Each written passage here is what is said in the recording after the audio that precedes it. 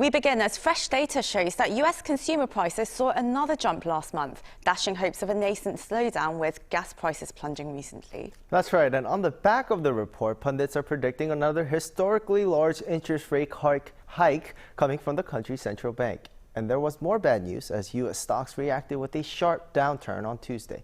Hyo-sun starts us off. The U.S. Consumer Price Index unexpectedly rose by 8.3% on year in August.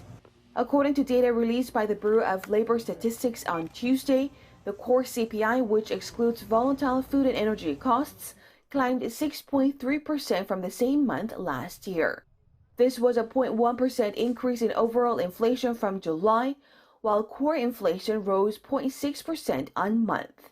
Pundits had been expecting a decline of 0.1% for overall inflation, with a rise of 0.3% for core inflation. They now believe that the U.S. Central Bank will remain aggressive in its tightening of monetary policy. The inflation report was one of the last pieces of information on inflation that the Fed will see prior to its September meeting, where policymakers are expected to deliver their third consecutive 0.75 percentage point rate hike to curb inflation. Despite concerns that continued rate hikes may tip the country's economy into recession, Fed Chair Jerome Powell stressed last week that he is, quote, strongly committed to bringing inflation down. Following the release of the August inflation report, U.S. stocks fell sharply on Tuesday.